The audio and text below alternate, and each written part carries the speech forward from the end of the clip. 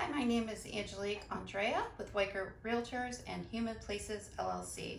And today we're going to talk about getting your house ready to put on the market.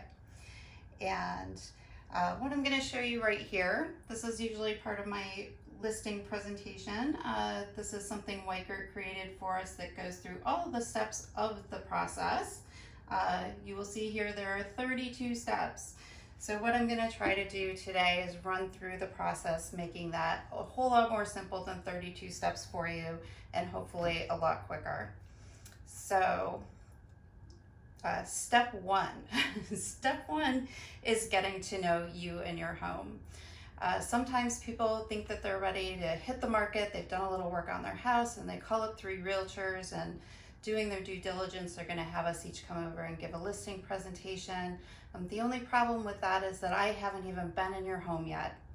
And so if I can come by and spend 15 to 30 minutes getting a better idea of your timelines, of your goals, of how much work that you're willing to do to the house, then walking around the house, taking a few pictures, paying attention to certain features of the home, then when I come back with your marketing plan for you, it'll truly be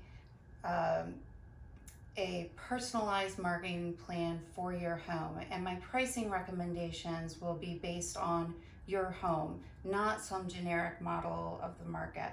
So that first step is very important, just getting to know you and your home. And it's also important that we have that conversation as soon as possible so that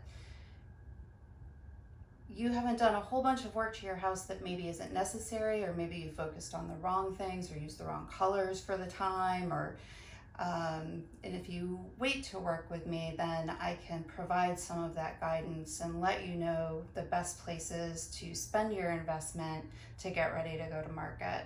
So wait to do your work. Let's talk first. Let's get to know each other. Let me put a marketing plan together for you before you start doing all that work.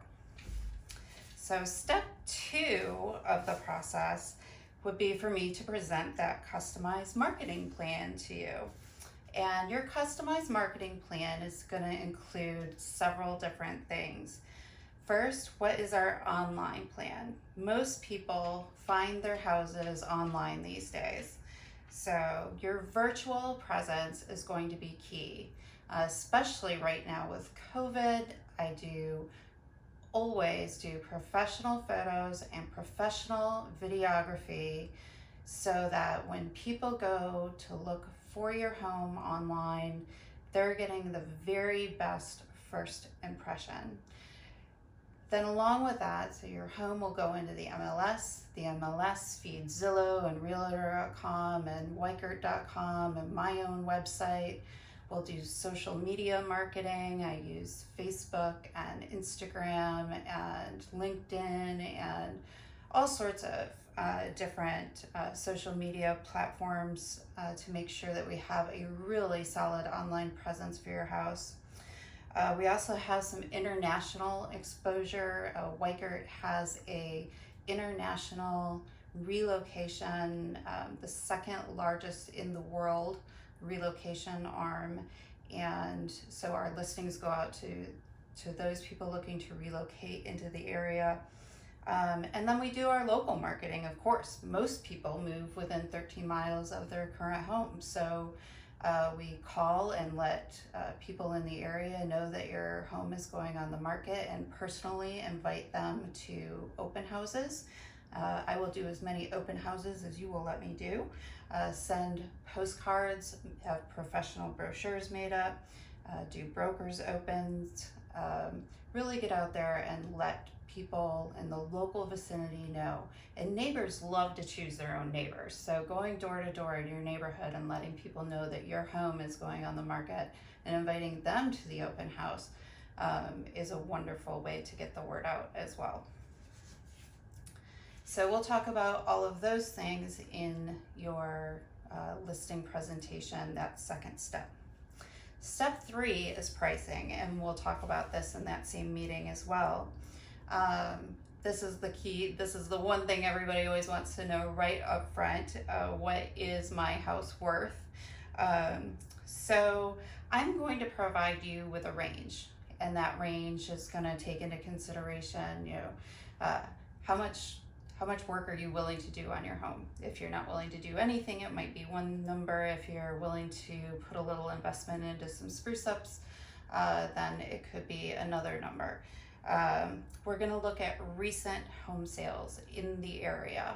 A home that sold a year ago for a certain price isn't relevant anymore. The market changes very, very quickly. So, and then we're also going to look at what happened with homes that were on the market and came off the market because their listing expired, or they were withdrawn from the market and just didn't sell. And normally that happens because they were just overpriced. If a house didn't sell, it means that it wasn't priced right. And so we'll take a look at those as well. So I want you to have all of the data. And at the end of the day, the pricing decision is yours. I make a recommendation, but it's your house and your listing, and whatever you decide that the prices should be is what we list it for. And we may have some discussion about how long does it stay at that price before we think about lowering it and that sort of thing, but you make the ultimate pricing decision. So step 4, we'll talk about those recommended improvements to your house. So when I went through the first time, hopefully I got an opportunity to take some pictures, or if you took me through virtually, hopefully I got a chance to take some screenshots of some things. Usually though, if flooring isn't in good shape, replacing flooring is always a good idea. New paint is always a good idea. But those two things can really improve the amount of money and the amount of time that your home is going to sell in. The other thing that's very important is curb appeal. So just a little bit of landscaping, making sure that the lawn looks nice, making sure that the entry to the house looks good. So if the front door needs painting and you need some power washing done, by all means, those usually aren't terribly expensive things to invest in, and it will pay off in huge dividends. So those are some things that I might suggest. Other investments that pay off very well are new garage doors. If the garage doors are in bad shape, the studies have shown that new garage doors have almost a 1-to-1 return on investment. So that's something to consider if it is needed. Things that don't have a really good return on investment are putting a custom, huge, gourmet kitchen in a tiny house, or a really spa-like master bathroom in an older, smaller home. Those things will cost you a lot of money to do, and you won't get the return on investment from doing them. So if you did those things for yourself because you wanted those things in your home, fabulous. You got to enjoy them while you lived there. But don't do those to sell your house, because you will not get the return on your investment. But I can tell you the things that you should do. And sometimes those kitchens and bathrooms need some updates, but you should be careful about how much you invest in that, and what kinds of materials and what kinds of appliances and that sort of thing you decide to use. So I can help with those things. So step 5 is the actual listing agreement. So we've gone through all that before we even get to the paperwork, but then there is a lot of paperwork. So the listing agreement itself is only a few pages long, but then there are a lot of addendums, a lot of consumer notices that the state requires, and a lot of disclosures that we are required to go through with you, and you are required to fill out before you can put your house on the market. And especially here in Maryland. So I'm licensed in Maryland, Virginia, and DC. Virginia probably has the least amount of paperwork out of the 3. Maryland the most. Maryland, each county in Maryland may have its own. Montgomery County, which I'm situated in, has several different things that needed to be added to the listing paperwork, disclosures and things. So by the time we are all done with all of those disclosures and agreements and just notices that the state and county require that we give you, sometimes it can be over 50 pages. No joke. So just be prepared for that. How I like to work with all of those pages of documents is that either if we're sitting down in person, I give you a copy, we page through it together, I point out the highlights for you, we fill in the blanks, and then I send you an electronic version that you can read through word for word at your leisure and electronically sign, so you're not killing your hand. Or if we do a virtual meeting over Zoom together, then we pull it up on the screen. I share my screen. We're both looking at the same thing. I can explain the highlights again, send you an electronic version. It just makes signing all of that paperwork so much easier for you. So that's how I tend to do things, unless you really, really want me to print out the paperwork for you and you really want to sign it by hand. So just thinking about your hand in all of that, as well as the trees. So, just want you to be aware that it is a lot of paperwork that we have to go through, and so it takes quite a bit of time. So step 6 in the process then is what I call the getting ready period, and this is where all of the real work starts.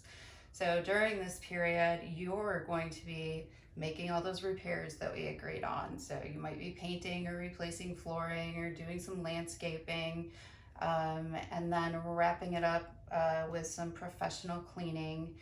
You want to make sure, if you're still living in the house, that the house is completely decluttered, as much clutter gone as possible.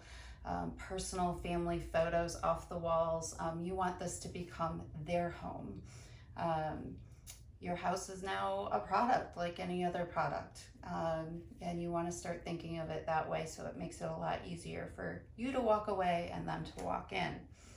So then once the professional cleaning is done, I can bring in the professional photographers to do the photography and videography, order the brochures, send out postcards, schedule the brokers open, schedule the open houses. So, but all of that printing and mailing and things, it all has to be scheduled, and it all takes a little bit of time. So ordering the sign that goes in the front yard, for example, the company that comes to do that has to call Miss Utility to come out and make sure that it's okay to dig where they're going to put the sign. So it's good to have that time in between. And another reason for us to meet early, sometimes people think, well, we're going to have our listing appointment and I'm ready to go to market, so how soon can we stick the sign in the yard and go live? But there's a lot to do between the time we sign the listing agreement and the time we go live. So best for us to get talking as early as possible. So step 7, let's go live. So this is when things will start getting really busy. So you and I will talk about, especially if you're still living in the house, what is okay for you in terms of a showing schedule. Are there certain hours or days that work better for you than others in terms of having people come by the house to see it? And how much notice do you need? If you're not in the house, obviously that's not so much of a concern. How often can we do open houses? So we'll agree on all of that beforehand. And then I will work with listing agents to coordinate those visits. And if you are still living there, we'll let you know within that allotted time period before people come to see the house. We'll schedule our brokers opens, which that is a tour of agents that come by, and so the agents can get familiar with the home and know what they're going to be referring their clients to. That is very big in our office. Our office has over 100 agents in it, and we love to go to each other's brokers opens. And our manager, Valerie Huffman, she always comes, and they give really good feedback too about anything that they think still needs to be done to the house. What do they think about the price point? So really good chance to get feedback from a lot of other agents on the home. So those are usually held on Tuesday afternoons, right after the house goes on the market or right before. Then we get our open houses scheduled, usually held on Saturdays or Sundays. Sometimes we'll do a Thursday twilight open house. Again, I'll hold as many open houses as you'll let me. They are a great way to sell your house. 1 out of every 3 Weikert listings is sold through an open house. So we really believe in those. We also have office meetings every Tuesdays, attended by most of our agents, where we talk about our listings. Some listings get sold before they even hit the market, just by us talking about the fact that we have this great listing coming soon, and somebody else has already got a buyer. And how great would that be to not even have to go through the showing process? But hopefully, if we're priced right, we won't be in that go live period for too long, and we will start getting offers right away. So step 8, once we get the offers start rolling in, we'll talk about how we want to handle those. So we can decide whether we want, kind of depends on how much traffic we're getting right up front, but do we want to tell all agents that we're going to sit down and review all the offers, next Tuesday by noon, and they need to have their offers in then, and we're going to discuss them all at that time? Or are we going to take them as they come in? So the best approach varies by property and traffic and what the market's like right then. So we'll make that call at the time when the time comes. And then when those offers come in, I will sit down with you and go through step 9 of the process, which is negotiations. So there is a lot that can be negotiated and a lot that needs to be looked at when those offers come in, other than just the price that is offered. So somebody might offer a little less than listing price, but other elements of that offer might make it much more attractive than somebody who, say, offered a little bit more. So, one of the things that we are looking at really carefully right now is, with the economy the way it is, and things are a little bit in flux, jobs may not be so secure. We really want to make sure that the buyers coming to you have stable financing in place, and that it looks like they're in an industry where their jobs are going to be secure, and that we're going to actually get to closing and their financing contingency is not going to fall through. So that is one big thing to look at. How much money are they putting down? What kind of EMD do they have to put up front? If they have no money in the bank and they're looking for closing help, and the risk is much higher that it might not make it to closing, and then you've been off the market for a while. So that's something to consider. So another offer might be a little bit lower, but it might be a much more sure thing. So one thing to look at and negotiate. Also, what kind of contingencies are people requesting? Somebody who is asking for every kind of inspection contingency in the world versus somebody who's not, or even willing to waive an inspection contingency, may make that offer much more attractive.